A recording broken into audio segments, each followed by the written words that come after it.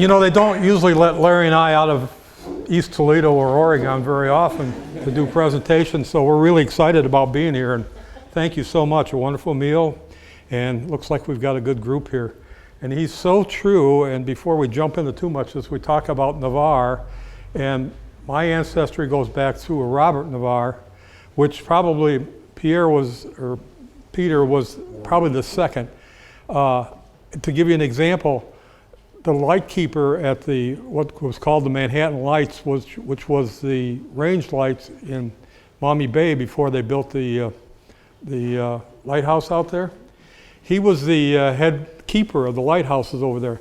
He was Robert C. His father was Robert T. Robert T had 17 children, of which 4 of them were named Robert. Okay?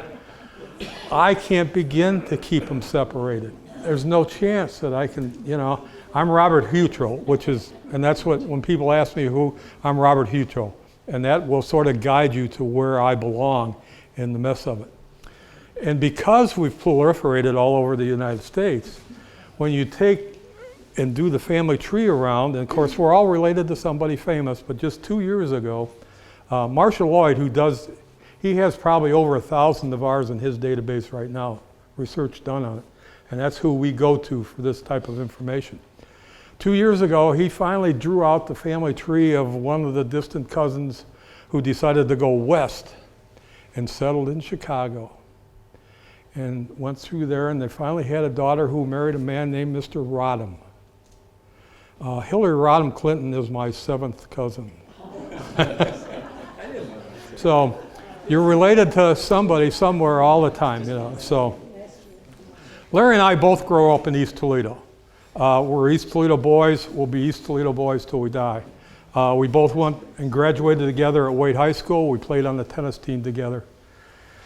After that, Larry headed off for college. He got his minister's degree and was doing preaching across town for a while until he came back to the east side and saw the light. And I'm a funeral director. I've been a funeral director. I'm retired, but at the same funeral home for over 50 years. And Mayor's family ran a fruit store right down on Star Avenue. So we're tightly involved in East Toledo and things like that. But this all sort of came about one day when Larry and I were, as we did funerals together a lot now all of a sudden, and of course you ride out to the cemetery, so Larry and I have to ride out to the cemetery and we're talking a lot. And he finally said, why don't you get involved with me, because at that time he was president of the East Toledo Historical Society and was sort of reviving Peter Navarre Day, which comes up in September. And let me tell you quickly the program which we worked with, Navarre School, which is on Navarre Avenue, which is probably about a mile away from Navarre Park. But they would actually bring all the kids down to Navarre Park for one day in September on Peter Navarre Day. And Larry and I would dress up and we would sit down. Well, when he told me, this is what I was going to do, I said, hey, I don't know if you want that. We're going to sit down and talk to all the kids, And I thought, boy, I don't know if I'm in for this one at all. But I figured we'll give it a try. And that's basically, they brought them in by grades, and we sort of rotated around through the park before they finally got some other people to help us out a little bit. But it was the most enjoyable day I ever had. And how many kids do we see? A couple hundred? Oh, it's 700. Yeah, and I never had one complaint about a rowdy kid or anything. I was probably the rowdiest one there. And it was just a joy, and from that it's sort of taken off. And he and I have done various outings, individual groups, fundraisers and things like that, along with gaining a lot of knowledge. Larry continues to be deeply involved in the history of East Toledo and now some in Fremont, that he lives in Fremont. He's the author of probably over 20 books, I think. If you want to know something about a building, a church, or anything in East Toledo or Oregon, he's written the book about it, including Peter Navarre. So we're going to talk about that a little bit. I'm going to turn it over to him and let him do that. But first, the history note of the day. Does anybody know what's important about May 5th today?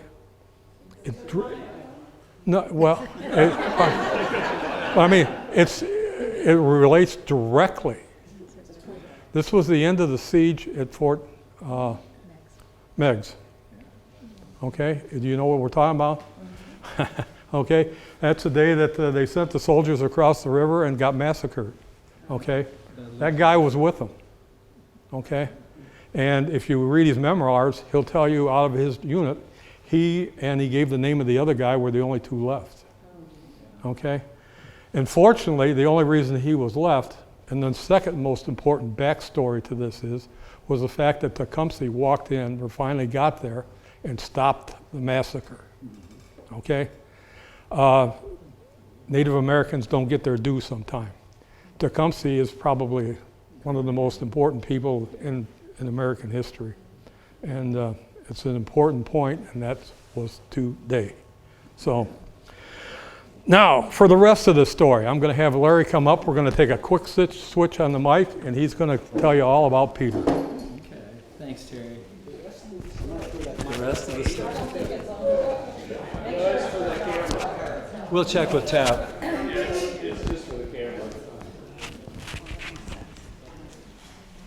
You can stick that right in your pocket. Yeah. 7 years ago. Oh, I'm sorry, that's the wrong war.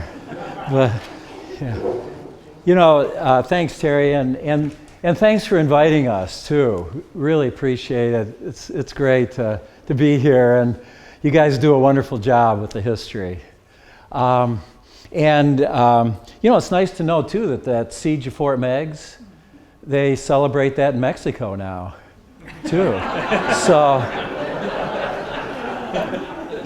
this is bigger than you guys think. If you would notice when Terry was standing up here, if you look real closely, this is Peter from life. In 1868, in Toledo, they took these photographs of him.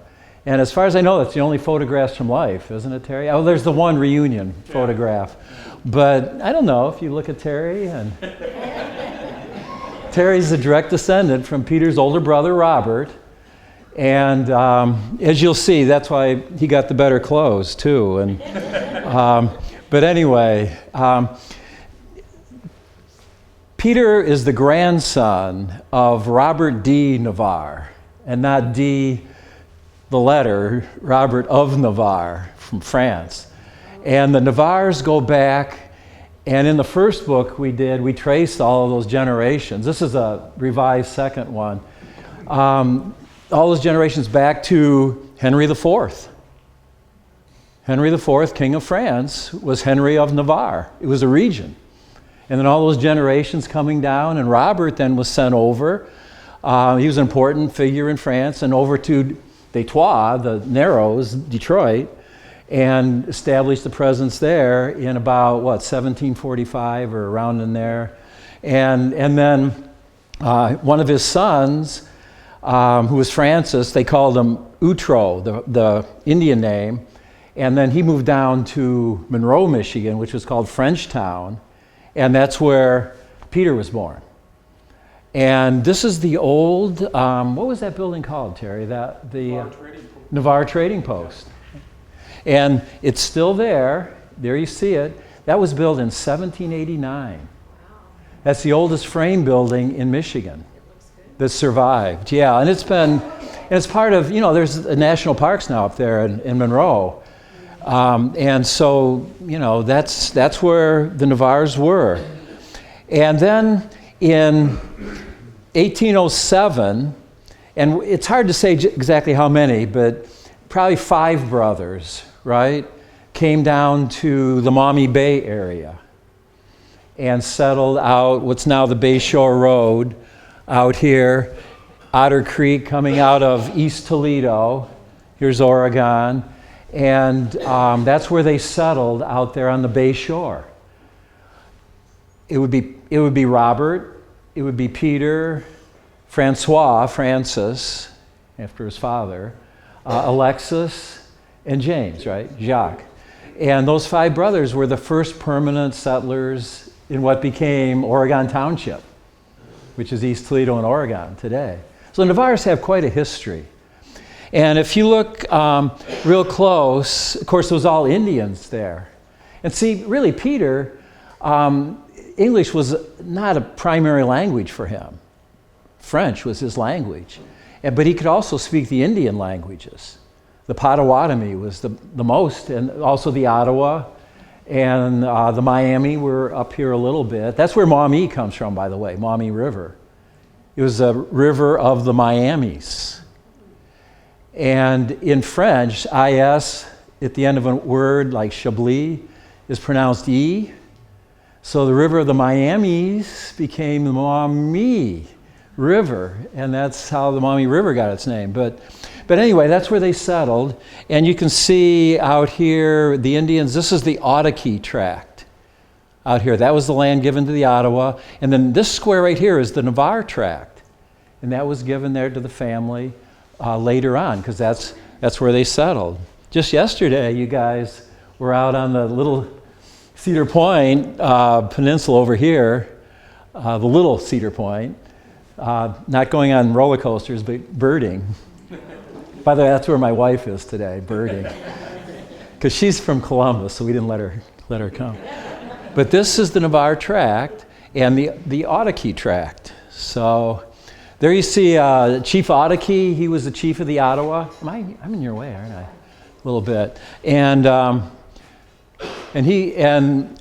later in life, he became a baseball player.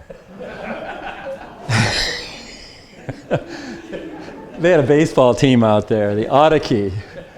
That was quite an area, actually, out on the Bay Shore, way back. Of course, that's the Navarre descendants. I'll talk about that a little bit.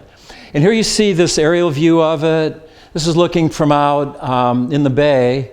Here's Presque Isle, or Presqu'Île, and that's and then back here now see is the Bay Shore area.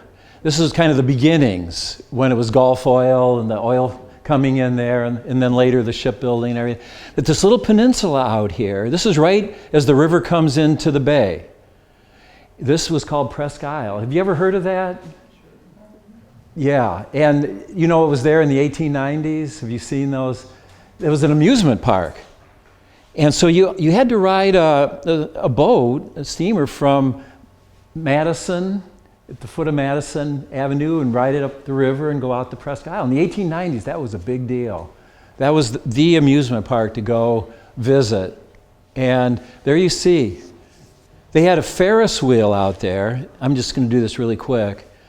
The Ferris wheel was invented in 1893 for the Chicago World's Fair. George Washington Ferris. And they had one out here by 1895. And then look at this, all this stuff. There's a guy up here on a ball. And that was Presque Isle. It was the amusement park in this area. Well, Navarre's, they lived in cabins. And Peter's was probably right along Otter Creek and what's now Otter Creek Road before you get out to Bay Shore Road. That's where his cabin would have been. And Alexis's, which the house still stands out on Bay Shore. And that was the Navarre brothers out there. And this is, of course, the later cabin we'll talk about later. But the Navarres were fur traders, made their living in the fur trade. They would set their traps all the way to Indiana. And then what they did all day, they'd go around and check their traps.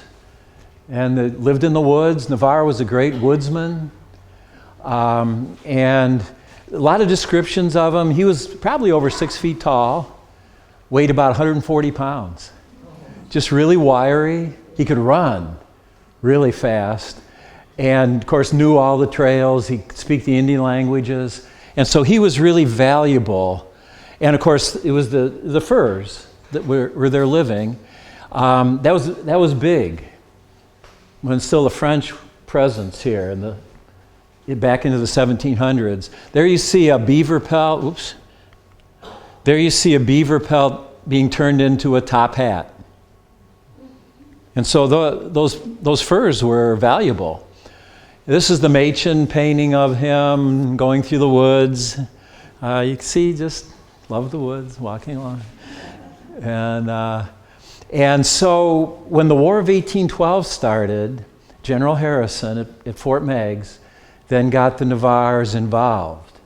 Because they knew the area, and they were very valuable to Harrison. And it was Robert and Peter mostly. And Peter became the most famous, but both of them served as scouts for Harrison because they could find out, they could get through the British lines. The British didn't know them from Indians. But he could also tell them where the Indians were and, of course, where the British were. And so they were very valuable to Harrison during the siege of Fort Meigs. As Terry said, the first siege, Fort Meigs was built in the winter of 1813, and then from April 28th to May 5th was the first siege of the fort by the British coming down from Michigan. And the fort held out. And then they came back again in late July and sieged again, a little lesser siege, and it held out there too. And then it goes over to Fort Stevenson in Fremont. But while we're there at Fort Meigs, you can see they've reconstructed the fort, built the palisades around it. There's Harrison as a young man. Of course, he became our 9th president in 1840. And there's the aerial view of it. Now here you are, there's the fort. Here's the old Maumee Perrysburg Bridge. So you're looking from Fort Meigs over towards Maumee, and you see within the fort, and it was a very large fort, you have all these mounds inside the fort. Those were called traverses. Now the British were firing across the river. So they'd be firing over, I always say from over here around First Presbyterian. Is that right? Yeah, I don't know what was wrong with the Presbyterians, but that's where they were firing from. And when the cannon came over you're not Presbyterian, are you, Carl? Okay, I'm sorry. Okay, and as the balls would come over, and it wasn't likely a cannonball was going to hit you on the fly, unless you were, really having a bad day. And they would hit the ground and just roll all the way across the fort. And so they had all those traverses going in there. And of course, the traverses go way back before they rebuilt the walls. You see all these mounds, these traverses. Interesting where they excavated Harrison's little headquarters. They were all around that, of course. But that was Fort Meigs. And those 2 sieges were very important that we held out. I always like to say, Northwest Ohio, in this whole area, and of course Lake Erie and on up the Battle of the Thames, this was the Gettysburg of the War of 1812. This is where it was stopped and really turned the tide, we'll talk about. And so Navarre did play an important role. Peter did, and Robert, as much as we know. Well, after the Fort Meigs held out, then Proctor, the British general, went down the river and back around and up the Sandusky River and attacked Lower Sandusky, which is now Fremont, the lower rapids of the Sandusky. And that's Fort Stevenson, which was also built in early 1813. And Navarre always told, later on in his life, he told the story that he was the one that carried the message to Harrison from Fort Meigs, and through a thunderstorm in the middle of the night, and warned Croghan, was the major at Fort Stevenson, warned Croghan to prepare. And well, it's not true. And it was a man named John Connor, along with some of the Indians, leading him through the wilderness. But so Navarre, got credit for that. But Navarre did go. Here you see Fort Stevenson. There's the Sandusky River. And there's the fort. If you know Fremont at all, this would be Croghan Street, Garrison, Arch, and High Street. And then the hill down to the river, which is front and downtown. So the British come up the river, and they're firing the cannons. They bring the cannon ashore up here north of Fremont, up by the Whitaker Preserve up there, and they're firing the cannons into the fort. That's August 1st, 1813. And Croghan, who was only in his early 20s, he had 160 men. The British and the Indians together were well over 1,000. And so he had one cannon, which is Old Betsy, which sits right outside in front of the library in Fremont where the fort was. That was Old Betsy. Goes back to the 1760s, Old Betsy did. And that's all he had. So he's moving it all around inside the fort to make the British think he had more than one cannon. And they just keep bombarding. And then, of course, it held, withstood the cannon bombardment. So the next day on August 2nd, they mount an assault. And they come up here around this ditch, low ground. This is around Flag Park now, coming into the northwest corner of the fort. And Croghan guessed right and put Old Betsy right here in the northern blockhouse. British came charging up there and just fired Old Betsy right into the lines and just mowed him down. They put in grape shot, everything else, mowed him down. And that, they lost all their officers. Proctor was back kind of out of the way. And Harrison wasn't there or anything. And so Croghan became this kind of big hero. And people aren't aware that Fort Stephenson was the first major American victory in the whole War of 1812.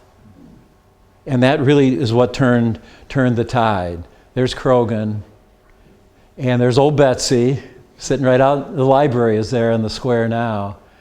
And there's the assault, and there's Old Betsy firing right out of that blockhouse. This would be right at Croghan and High Street about today, right? Or Croghan and, yeah, it's extended a little over height, more towards Park. And just mowed him down.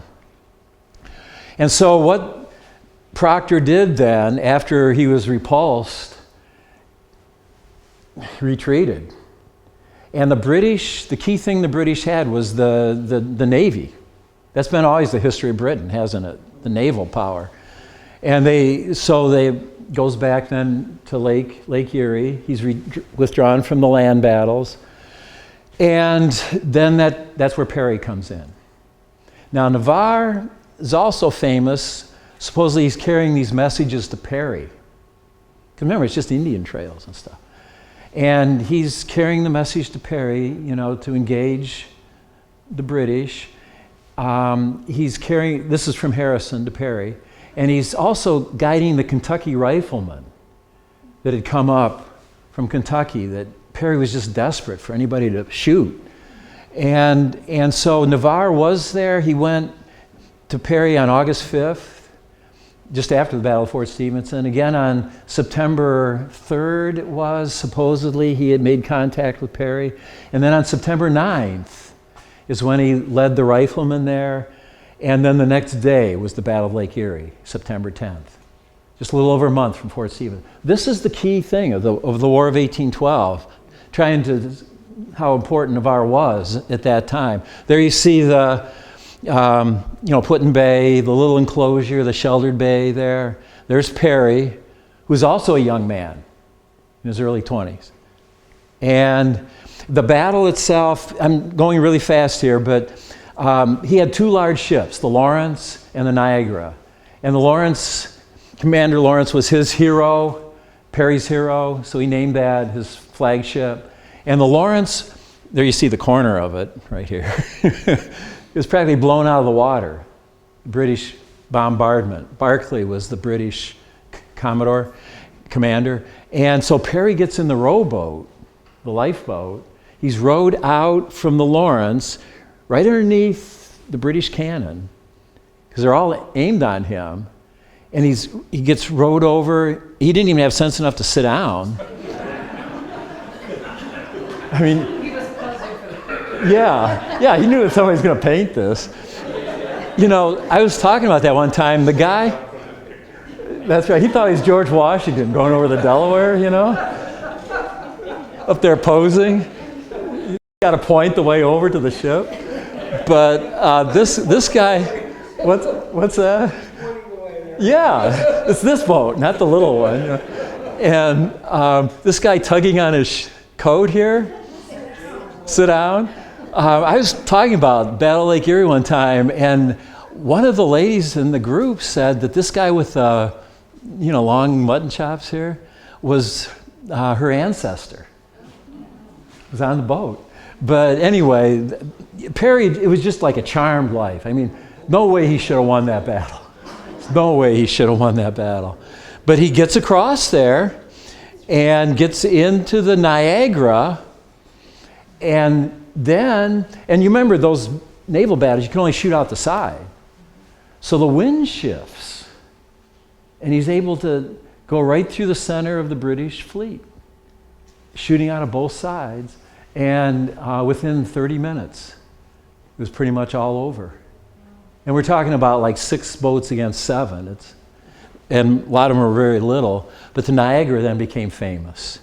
And like I said, it all depended on the wind shifting. There, you see them up there, like those sailors. It's quite an honor to sail these old ships. If you're a yachtsman or something, you climb up there in the rigging and everything. And You can still do that. yeah, that's what these guys were doing in Toledo. Because I wasn't there during the battle to take this, but yeah, you climb up there. You guys from Catawba know all this stuff, right? And he had one plane.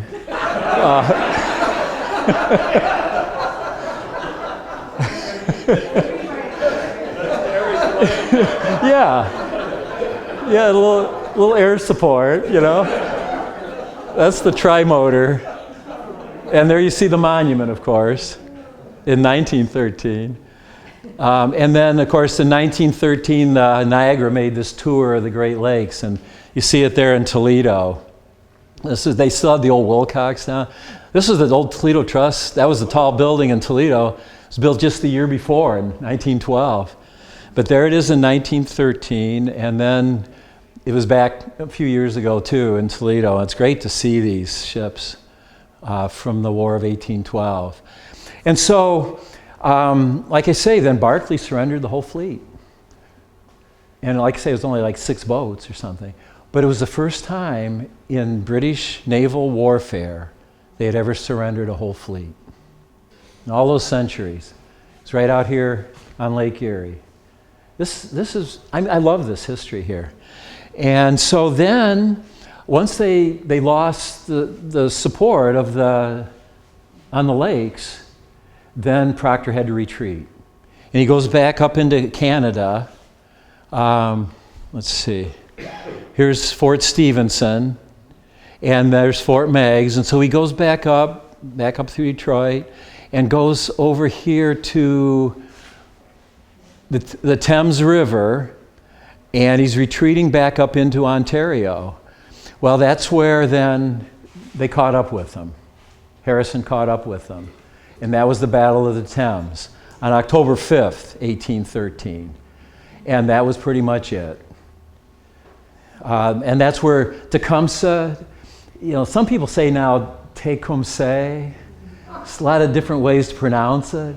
He, like Terry said, was truly a great man. He had organized all of these tribes. He was Shawnee, right, Terry, I think? He was Shawnee. And he went way down south and brought tribes up here to help the British. And the reason they sided with the British was their land. Yeah, the Americans were the threat to take their land. And so that's where Tecumseh was killed, at the Battle of the Thames. And of course, there you see this drawing of the battle, and this is called the death of Tecumseh. And of course, Peter Navarre claimed he was the one that shot Tecumseh. Now, well, I'll talk about that. We talk about the history of Navarre here a little bit more. But it was probably a Colonel Johnson. Yeah. Peter, take the message to Harrison that it was. Oh, thank you. After the Battle of Lake Erie. Yeah. See? I told you I wasn't there. And Well, I wasn't. yeah. Oh, you were? After the Battle of Lake Erie, then Perry sent the message back to Harrison, who was at Fort Seneca, by the way, not Fort Meigs, which today is Old Fort. That's where the fort was. Fort Seneca is not where the fort was. But, and the message was, we have, yes. So, I didn't know Navarre came here too, but he brought that message back, and it became one of the most famous messages ever after a battle.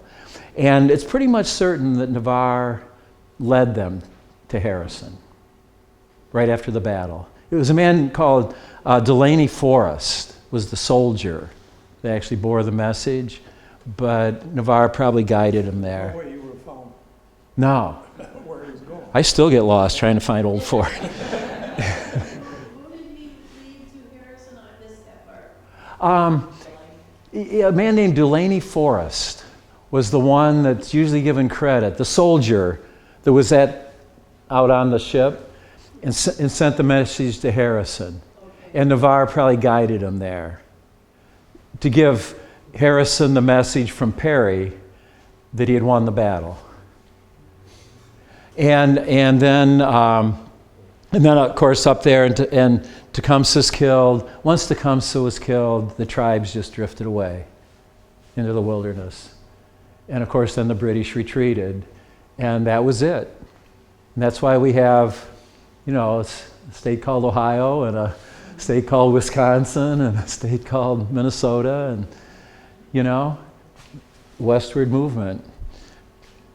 Well, there's this drawing of Tecumseh. He was very tall, dignified. He just commanded respect. And he was a tremendous leader. And then there's another early painting of Navarre. And really after the war, he just went back into the woods and traded the furs and trapped. Spent the rest of his life there in what is now pretty much Oregon, Ohio, the Oregon Township, and just was a fur trader again. And never made much money, just lived out in the woods his whole life. He had 3 wives. They all got along real well. The first wife was Catherine Suzor, and really nothing much is known of her. That she bore twins in early 1815. It's be only 2 years after Fort Stephenson. And the twins died and she died. Oh yeah, and that was common, of course. They were out in the woods, but it's common anywhere. But so that was kind of tragic, and not really much is recorded about her. And then about 1825, Peter married Genevieve Robert, or Robert, she'd be French. Genevieve Robert. And she had a child who died, and then she died. She died in 1825. And so here's Peter now in his, we don't have time to talk about the birth and everything. There's like 3 birth dates for him. We're guessing 1890, even though the cabin says, or 1790, the cabin says 1785. So he would have been up in his mid to later 30s. He had no children and had lost the 2 wives. And he never mentioned that. And then we know in 1828 he married Catherine Bordeaux, who was probably a stepsister of Genevieve.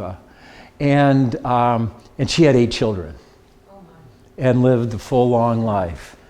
And of course, 8 children was small family for the Navarres. It wasn't 17 like, And so those were the 3 wives. We don't really have time, all the children, but there were 8, 6 boys and 2 girls. And I think all 6 of the boys, at least 5, fought in the Civil War. And then later in life, as Peter got older, people would come around him and just ask him to tell us stories about the War of 1812. We get up into the 1850s or so, and there's Lossing, who recorded a lot of early history of this area, came there in 1860, met with Peter. They had a meeting at the Oliver House there in Toledo. That was built in 1859, still there at the foot of the high-level bridge. Wonderful restaurant, Maumee Bay Brewing. is there. That was the Oliver House. They met there. Peter Navarre was in that building. And then others were coming in the 1860s, and now Peter's getting up in years, and he starts talking about his exploits during the war. And here you see the reunion up in Maumee, or up in Monroe. First of all, I'll just say, too, the other ones that came would be Lyman Draper. If you like to research Northwest Ohio, early 1812 history, these are the sources. Lyman Draper, he was from Wisconsin, but wrote tons of stuff. And he was here in 1863, 1868, met with Navarre, recorded a lot of things. That's where he starts talking about he killed Tecumseh and everything. And then in June of 1871, they had a reunion up in Monroe of War of 1812 veterans. It would have been just about the, 60th anniversary of the War of 1812 veterans. There weren't many left. And they had this reunion up there, and they took a picture, which is really neat. So here's our hero, Robert Navarre, because he gets neglected. And here's Peter. And then here in the middle is George Custer's father, because that's one reason they had the reunion there, because right up here is Custer. And this would be, 5 years before Little Bighorn and the massacre. And he was from Ohio, but grew up in Monroe, Michigan. So there's Custer, there's his dad, there's Robert Navarre, and here's Peter over here. And these are veterans that go back to the War of 1812. There's War of 1812 veterans certainly buried here in Ottawa County and in Sandusky County and all around the area, and some Revolutionary War. I was going to say, you might do a quick run on Peter's exploits up in Frenchtown at the battle. About the massacre? Yeah. Yeah, Terry, you could say before Fort Meigs, right? In January, February of 1813. Yeah, it was Hull. Yeah. Wasn't it Hull? Basically, what happened is they got overrun again, and Peter was basically trying to provide the intelligence, but there was another spy that we assumed the reason he liked to listen to the other guy because he spoke English. He probably didn't understand Peter. But it was a typical American attack, and they surrendered almost the next day. Okay? So as a result, all these prisoners were taken prisoners by the British, and then they decided in a week they got to get going because they got other things they got to do. And they turned all the prisoners over to the Native Americans. Okay, well, there was Peter, Robert, and James that were there, and they were locked up into like a horse barn. Okay, and we'll take you back to the original battle up in Detroit, where they had to surrender up there a couple of years before that, and they had to sign a document to say, we're going to let you go as long as you promise never to raise arms against the British government again. Well, Peter says, we're dead meat. Basically is what he said. And he says, I'm not going to be hung. We're going to go for it. So basically what they did is they exploded out of that barn, ran down the Raisin River, and across the ice back to Prescott. And the Indians never caught him. Never caught him. The result of that, the British government placed a $1,000 bounty on each one of their scalps. $1,000 in 1812. Yeah. Thank you. Yeah, thanks for bringing that up, Terry. I mean, this was now before Fort Meigs in the winter of 1813, and I was trying to think. Elliot wasn't he or was it Winchester? Winchester was the guy that wouldn't listen. Yeah, he would not. And didn't prepare, and the Indians just surprised him, took them all, and massacred a bunch of them. And that was not. If you've ever read any of the, well, I can't think of the author up there in Monroe that we've talked to, the story, when they talk about the massacre, Mm-hmm. was the fact that, yes, the British turned the town over to the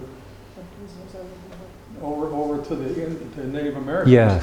And I don't think the Native Americans or Indians did anything to the prisoners unless they tried to escape. And if they tried to escape or did something wrong, they shot them. Okay? But their rule was, you don't touch them after that. Where you shot, you lied. You lied. And if you were with a wife or a brother or something went to pick up the body, you got shot too. And there were bodies. I didn't know that. The entire Yeah. French town. And that's why that large bounty was placed on their scalps. And 200 or 200 British pounds sterling, which is $1,000, $5 a pound. And that was a lot of money, like Terry said, in 1813. So yeah, these guys were heroes to me. I mean, so there you see those survivors. And then Peter lived out a full long life. He lived until 1874. He lived way out in the country. If you know Corduroy Road and Stadium, that was Mominy Town. Just on Corduroy, out past Stadium Road, on the Enos Mominy farm. That was Mominy Town. And that's where the cabin was built for him by his son. I'll talk about just in a minute. And then he lived out there in the woods all his life until just a couple months before he died. And he was brought into a rooming house on Front Street, run by Mrs. Rogers, and that's where he died in 1874. And this was where it would have been, right here on Front Street by Main Street, right about where the McDonald's is there, front Main, was the rooming house. And he was buried out of St. Louis Church, which goes back to 1870-71. He was only 3 or 4 years old when they had the funeral. A long procession all the way across the old Cherry Street Bridge and all the way out Cherry Street to St. Mary's Cemetery. St. Mary's was the Catholic church out by Spielbush now in Cherry. And then all the way to the St. Mary's Cemetery, which is now Mount Carmel at LaGrange in Manhattan. And that's where he was buried. No one knew where. So it wasn't until 1923 they put this marker out there to honor him. And it says his grave is 400 feet north of this spot. Well, it wasn't until later than that. There's a little marker right there, Peter Navarre Monards, which is spelled wrong, Company, War of 1812. And so that's at Mount Carmel Cemetery at LaGrange and Manhattan. And then the painting by Machen is the most familiar painting of Navarre, 1867. Of course, we have Navarre Avenue. And that was called Navarre Avenue. You know by and stuff. As early as the county atlas in 1875. It's called Navarre Avenue. And then there you see the railroad overpass. This is interesting because you're looking out Navarre Avenue. Now the Sun Oil would be over here. You're looking out towards Wheeling, where, of course, St. Charles would be now. And look, it's a narrow dirt road in 1903. But the viaduct is still there. It's still narrowed down. But that's Navarre Avenue, goes way out now to Jerusalem Township and all the way, Route 2. Navarre School at Kingston and Navarre. This is the 1920 school, but I love this picture because behind it, across Navarre Avenue here, you can see the old school, which is now a parking lot. That goes back into the 1800s, that old Navarre school. And now, of course, the 1920 school was torn down in 2005, and there's a new school there now, but it's still Navarre School. Go back to the 1920s and show them where the playground was. Up on the roof? Those are the good days of school. That building was their play area. Up on the roof. Yeah, it's not that high of a railing up there. That's just a little concrete, foot or two high around there. And teachers like Mary would go around and say, go long, go. But yeah. And then, of course, Navarre Park was this just kind of hilly area that you couldn't do any farming, never became settled. And of course, Navarre would have known this area. And that then was in 1893, the city bought that land as a park. And then in 1895, 2 years later, they built the first shelter house. That's the first Navarre Park shelter house. It was open with those big turrets at all the corners. And then a WPA in 1939 built a shelter house that's there now. It's now the East Toledo Senior Center. And this has kind of become our center for history on the east side. It's where the Historical Society meets, and Navarre Park, of course, and all the Navarre history. So in 2007, we put a marker there at Navarre Park for the 200th anniversary of the Navarres coming to East Toledo in 1807. And there you see posed by the Ohio marker. And then Terry comes over, and like he said, the whole Navarre school comes down there, several hundred kids. And the teachers all bring them down. They walk down Navarre Avenue and to the park, and then we talk to them, And there's Terry. Terry always brought his gun because you never know. Yeah. No, actually, like he said, the kids are really interested and good kids. I mean, they want to learn, and you sit there with them. It's fun. I mean, what was it like 200 years ago in East Toledo? You ask the kids. Were there cars? Were there roads? Were there houses? What happened if you got sick? And they learn. They learn. And of course, then the Navarre Monument is there in the corner at Navarre Park, at the corner of Navarre and White Street. The two guns on the monument are for Peter and Robert, the Scouts, and it was put there in 1914, dedicated, July 4th. There's the kind of the, tag-along younger brother. But the kids really do soak up the history this way. And then finally with the cabin, it was, like I say, way out Corduroy Road on the Mominy Farm. This was the later cabin, built by Peter's son, Peter, probably in the 1860s.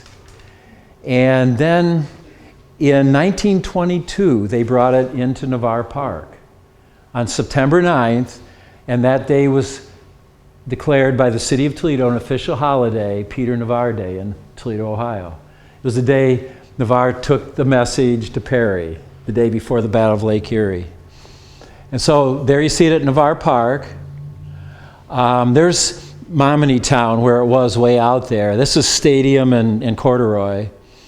There's the earliest picture we have of it at Navarre Park. Mrs. Larson gave me this picture. She was a teacher at Navarre School that I had. And this is Ruby Hammond as a young girl. This is 1926. There's the cabin just brought to Navarre Park. There you see now it's starting to get beat up and damaged a little bit. They put a fence around it in the 1940s, but those women would still go down there and carve their initials and stuff. But kids were getting in there and they were starting fires. And so in 1957, anybody know where it went? The zoo. Thank you. Yeah, it did. It went out to the zoo. Sat right outside the amphitheater as you walk through there. It was out there for 19 years about. And then in 76 at the bicentennial, a group from Trilby raised the money and they took it out. Well, there you see the fence and everything. They took it out to what was then Crosby Gardens. It's now Toledo Botanical Gardens. And there it sits today. They've got it all fixed up. They use it as a pioneer cabin. They teach kids and stuff out there. It's now taken over by the Metro Parks. Terry and I have been out there. When the Metro Parks weren't sure they wanted to keep it out there, we went out hoping to bring it back to East Toledo. This is before the cabin was brought to Pearson North. And, but you see they've got it pretty well defended.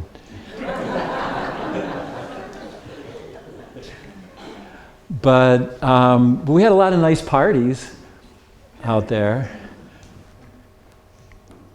And there's Terry at Navarre Park again with the historical plaque and our history of the East Side. Here's Navarre descendants.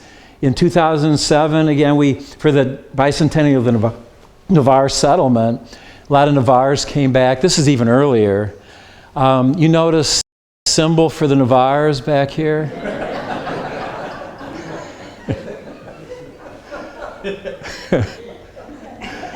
And there's still a lot of descendants all around Northwest Ohio. Comes from these people here. These are Kellers and Navarres who were out there on the Bay Shore Road. And Cleo Keller over here was the photographer. Through him, we've got all kinds of pictures of early Bay Shore Road at local history downtown Toledo. And here you see them. Here's Gabrielle, Jenny, just these families. They all lived out there in the Bay Shore. These would be the children's children, and all of that. There you see them out playing croquet. There you see them going to a party. Helen Lang, that I called on when I was pastor at Hope, she gave a lot of artifacts. She was a great-granddaughter of, I think, Peter. And some of the artifacts that have been preserved out there. And as Peter said, Marshall Lloyd he's a teacher over in Virginia. He's got this database. If you know your grandmother's name and you're a Navarre descendant, he can take you right back to which brother you're a descendant of. And there's the brothers. I'm not sure why I put this one in, Terry. You're supposed to take that one. I'm supposed to take that one out. It's just a little incident in the woods out there, but no, the Chief Mike Navarre. Chief Mike Navarre is a direct descendant of Peter, and of course Mike Navarre was Chief of Police of Toledo, and now he's Chief of Police of Oregon. And his cousin Danny, who is retired now, a detective, he was also a direct descendant of Peter. So we should have known better. And here's Robin Hage, who taught at Navarre School, that did the book together, Robin and I. Here's Marshall Lloyd, who is the one I was telling you about, has the database of descendants and the brothers.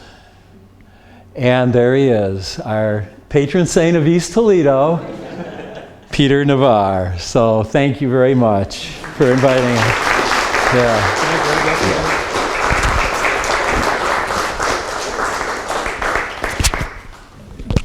Thank you very much. Give me just a... Go ahead. I have something selfish I'm going to try to do to you here. And I found it successful when I was trying to gather information about history. Is it on? Just hold it right up. Okay, you got me? Okay. Trying to build history on Pearson Park, which you think would have been pretty easy to do, but almost impossible in some areas. But there is a direct connection to Ottawa County through my grandfather, Robert. Robert, I have an 1840 census that shows him as property owner in Carroll Township, Ottawa County, along with his wife, Susan. Her maiden name was Moore, M-O-O-R-E. And I've seen it even spelled M-U-I-R-E. I don't know if that's a French spelling for it or what. I have no address. I have no idea where it's at. The reason we are concerned, in particular, like Marshall and me, as much as information as you've seen we've put together about Robert and everything else, we know absolutely nothing about Peter, about Robert. I've never seen his picture. I don't know where he's buried. I have no idea where she's buried. I have no information at all. And we can't even find family members. Although we heard some of them might be in New York. Robert died younger, right? He died in 47, 1847.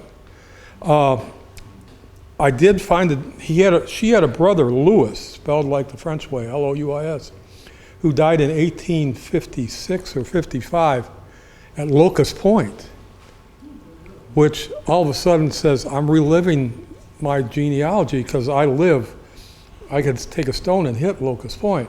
And I moved there when I retired too, which we always were under the assumption that Robert was at Little Cedar Point. He had a farm at Little Cedar Point. Always stayed close to the Navarre track. And maybe died there and maybe was buried on the property. We have no idea of finding out.